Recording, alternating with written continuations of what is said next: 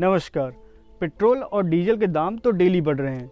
क्या शायद हम लोगों ने नोटिस किया कि खाने वाले तेलों के दाम 2 गुना बढ़ गए हैं।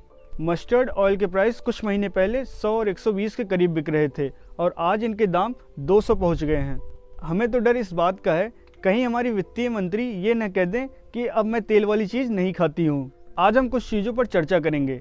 आखिर इनके दाम क्यों बढ़ रहे हैं और इनका प्राइस कितना बढ़ा है और हमारी सरकार क्या कर रही है। Solvent extractor association of India के प्रेसिडेंट अतुल चतुर्वेदी ने कहा था कि ये बढ़े हुए प्राइसेस मार्च अप्रैल तक कंटिन्यू करेंगे।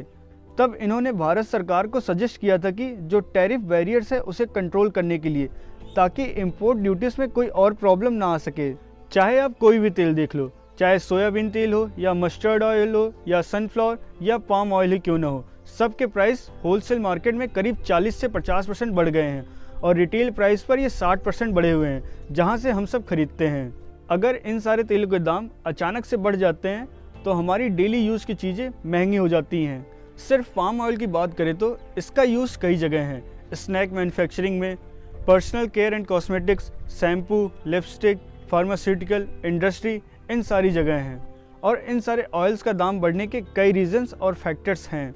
पाम ऑयल की बात करें तो पूरी दुनिया का 80% प्रोडक्शन सिर्फ मलेशिया और इंडोनेशिया में होता है और मलेशिया के साथ हमारे डिप्लोमेटिक रिलेशंस कुछ अच्छे नहीं हैं। खासकर कश्मीर के मामले को लेकर जब से मलेशिया ने पाकिस्तान के फेवर में स्टेटमेंट दिया है। हमने मलेशिया से पाम ऑयल का इंपोर्ट बैन भी कर दिया था, पर पिछले साल हमने इसको चालू किया था।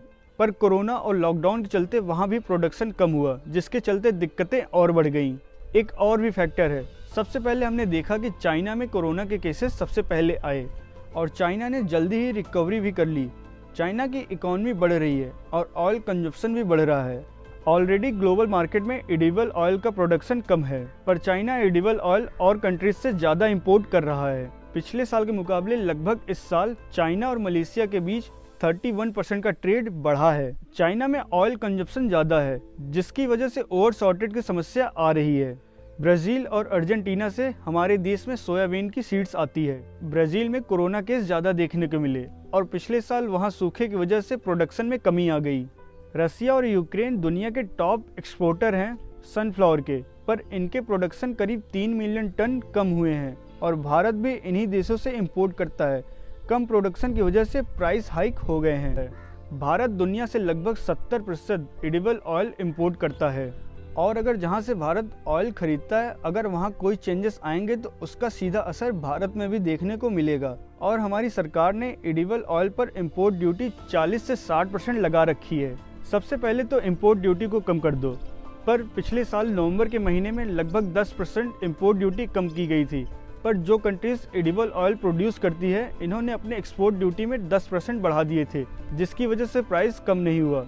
AIDC agricultural infrastructure and development cess ये लगता है इंपोर्टेड ऑयल्स पर, करीब 17.5% पाम ऑयल पर और 20% सोयाबीन और सनफ्लावर पर। अगर ये ड्यूटीज़ और AIDC को कम कर दिया जाए तो बढ़े हुए प्राइस कुछ हद तक कम हो सकते हैं। कहते हैं ना, मौसम और महंगाई ये महसूस होती है, ये आंकड़ों में नहीं दिखती है। और यही कुछ रीजंस थे जिनकी वजह से एडिबल ऑयल के प्राइस बढ़ रहे हैं। मिलते हैं अगले वीडियो में किसी और जानकारी के साथ। तब तक के लिए धन्यवाद। जय हिंद।